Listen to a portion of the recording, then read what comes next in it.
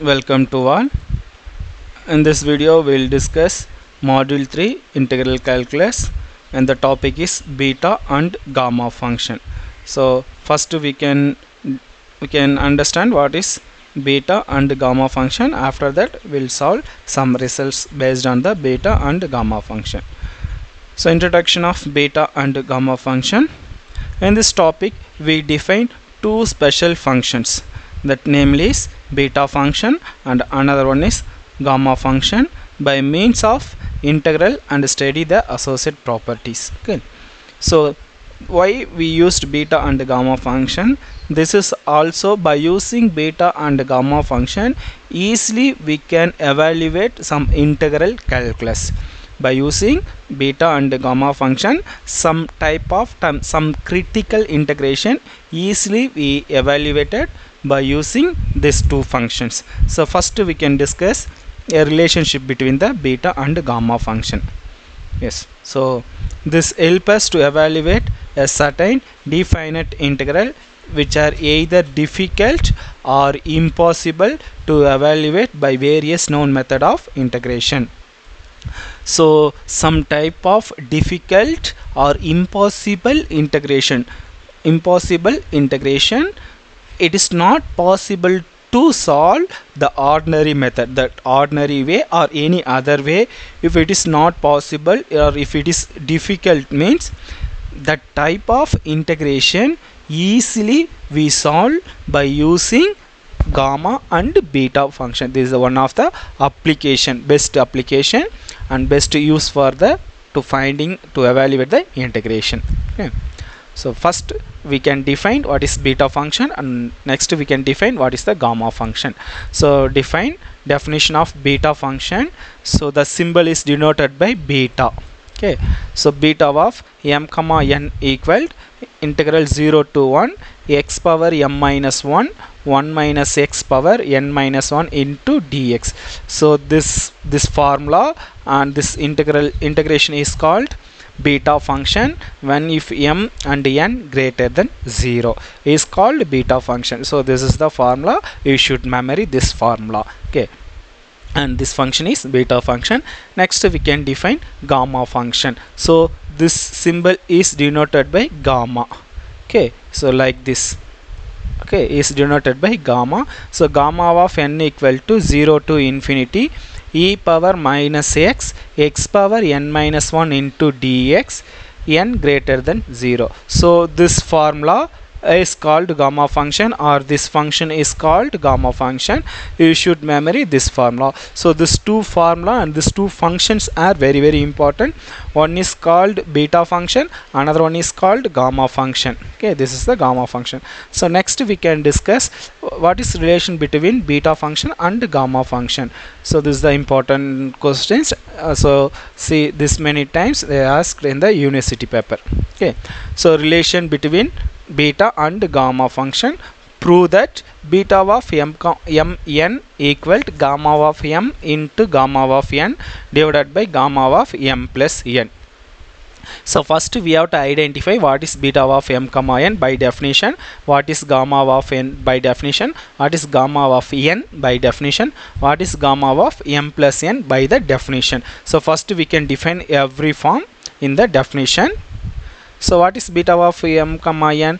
So 2 into integral 0 t theta equal to 0 to pi by 2 sine power 2 m minus 1 into theta cos power 2 n minus 1 into theta into d theta. This is the another formula of beta and gamma function. And next this is beta of m comma n. Next gamma of n, that is equal 2 into integral 0 to infinity e power minus x square x power 2n minus 1 into dx. So take this for equation 2.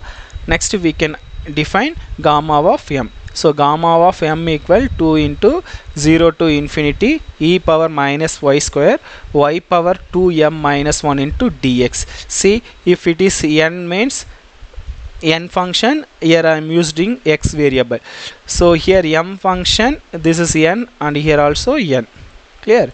So this is m, here also m. First I am used x variable, next I am used y variable. Clear? This is gamma of n, this is gamma of m. Next gamma of m plus n. So if gamma of m plus n means here I used gamma of m plus n, and first I used x variable, next I used y variable, here I will use r variable. So this is equation 4. Now gamma of m into gamma of n equals, so 2 into 2 4, double integral 0 to infinity e power minus x square plus y square x power 2n minus 1 into y power 2m minus 1 into dx dy. So next we have to solve this equation by using polar form. Okay, so this is the Cartesian form, we convert to polar form. How to convert to polar form? Cartesian form convert to polar form, dx dy equal to r into dr d theta, and also x equal to r cos theta and y equal to r sin theta. So every term it is a Cartesian form, so each and every term we can convert to polar form. So gamma of m into gamma of n, this is x square plus y square, so r square cos theta, r square sin square theta plus r square cos square theta, and this is x equal to r cos theta and x equal to r sin theta, r into dr d theta. So each and every term we can convert to polar form. So this term I will write in the two term. One is r term, this is r term, and another one is I will write theta term. Okay, one is r term, another one is theta term. So 2 4 is a common, so one is 2, here I am taking 2.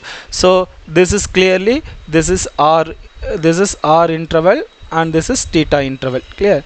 So first I will collect r interval 0 to infinity, this is r term, so e power minus r square, this is r power 2n minus 1, r power 2n minus 1 plus 2m minus 1 plus 1, this one r power. Okay, so minus 1 plus 1 cancel, we'll get r power 2m plus 2n minus 1 into dr.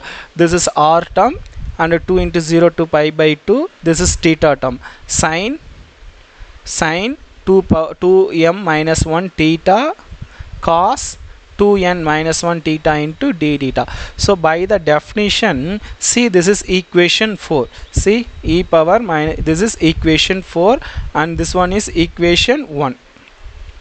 So this is equation 4, this is equation 4 and this is equation 1. So gamma of m n equal, this is beta of m n, sorry, this is beta of m n and this is gamma of m plus n. By equation 1 and 4 we can replace this term to gamma of m plus n and this term to beta of mn. So what we will find, what we have to find, that is beta of m comma n only. See, so beta of m comma n equal to gamma of n into gamma of m plus n. So this is the relation. So this is the important question. So most of times in university exam they asked in this question only. So next we'll discuss based on the problem. Okay, I hope you all understand this one. So this is nothing. First you have to identify what is beta of m comma n, that is equation 1. Next you can define what is gamma of n, that is equation 2. And next you can define gamma of n, that is equation 3.